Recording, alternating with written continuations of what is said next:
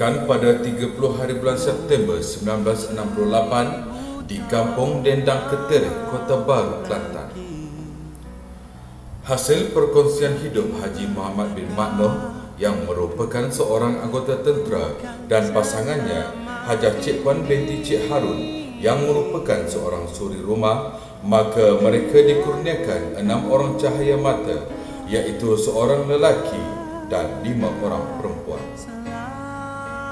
Beliau merupakan anak ketiga daripada 6 orang adik-beradik yang dibesarkan dalam keluarga yang sederhana. Selepas menamatkan pengajian dalam bidang perguruan, beliau menamatkan zaman bujangnya melalui ikatan perkahwinan atas dasar pilihan keluarga pada tanggal 10 hari bulan Oktober 1990. Bak kata pepatah, tak kenal maka tak cinta. Justru percintaan selepas berkahwin bersama pasangan hidupnya Muhammad Nasir bin Muhammad Yunus yang merupakan seorang jurutera elektronik telah mengurniakan mereka 4 orang cahaya mata, iaitu seorang lelaki dan 3 orang perempuan. 3 daripada 4 orang anak mereka telah berjaya menamatkan pelajaran ke Menara Gading, manakala anak bongsu mereka masih meneruskan pelajaran di peringkat menengah.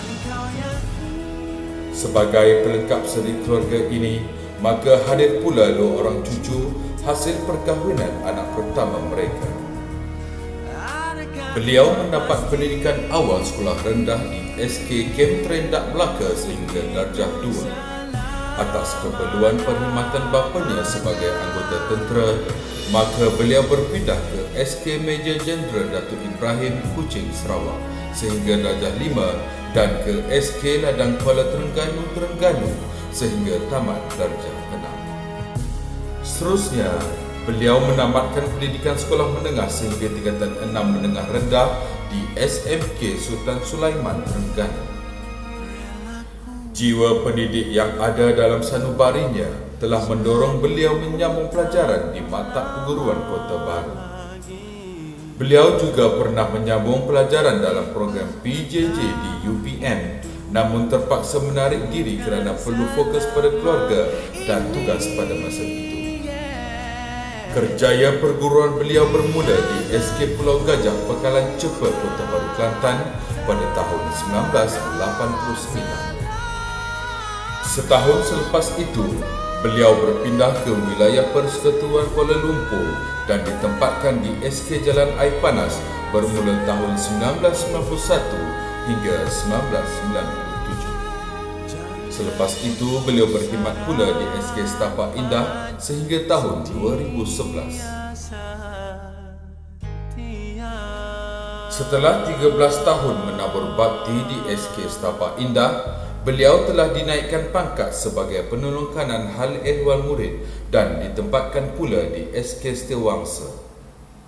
Banyak idea yang disumbangkan oleh beliau ketika memegang jawatan sebagai penolong kanan HEM. Ini membuktikan bahawa beliau benar-benar komited dalam melaksanakan tugas yang dipikul oleh beliau.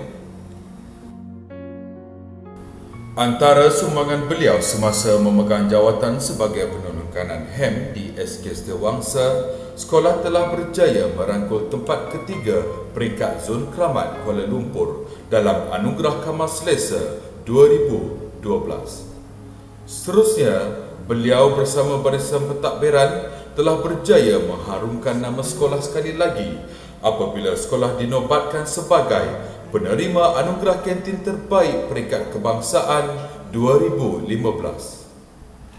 Dengan komitmen yang diparmikan semasa memegang jawatan penolong kanan HEM, selayaknya lah beliau dipilih pula untuk memegang jawatan sebagai penolong kanan takbir.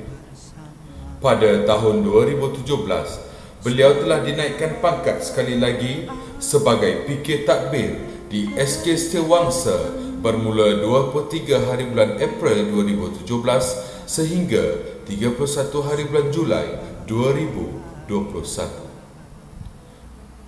Sumbangan beliau semasa memegang jawatan sebagai penolong kanan takbir pula adalah dengan membawa inovasi kepada pengurusan pentadbiran SK Setiawangsa menerusi modul MMI. Dalam kesibukan beliau melaksanakan tugas, beliau juga mempunyai minat atau hobi yang menarik, iaitu membeli belah dan melancong di dalam atau luar negara. Sepanjang berkhidmat dalam bidang pendidikan, beliau telah menerima anugerah perkhidmatan cemerlang sebanyak 4 kali, iaitu pada tahun 1999, 2007, 2013 dan 2018. Sudah menjadi lumrah hidup bertemu dan berpisah. Selama 32 tahun menyemai budi dalam dunia pendidikan, tibalah masa untuk beliau mengucapkan selamat tinggal dalam bidang yang amat dicintainya. Pengunduran ini bukan bermakna beliau akan melupakan terus dunia pendidikan, namun jiwa pendidik itu akan terus hidup dalam sanubari beliau. Tak tumbuh, tak melata, tak sungguh orang tak kata. Sesungguhnya jasa beliau sepanjang menabur bakti kepada anak didik, terutamanya di SK Setiawangsa, akan dikenang selamanya. Tanam lenggung tumbuh kelapa, terbit bunga pucuk mati. Budi puan kami tak lupa, sudah terpaku di dalam hati. Makan manggis dengan bijinya, daun miana di atas loyang. Kerana manis hati budinya, bagaimana hati takkan sayang. Menyusun pantun memakai rima, rima dibuat menjadi kisah. Bertahun-tahun bekerja bersama, tibalah masa untuk berpisah. Terima kasih Puan Jas, terima kasih Kak Jas. Apapun gelarannya, budimu tetap dijunjung. Doa kami, semoga Puan Jas berbahagia di samping keluarga tersayang dan dikurniakan kesihatan yang baik darinya.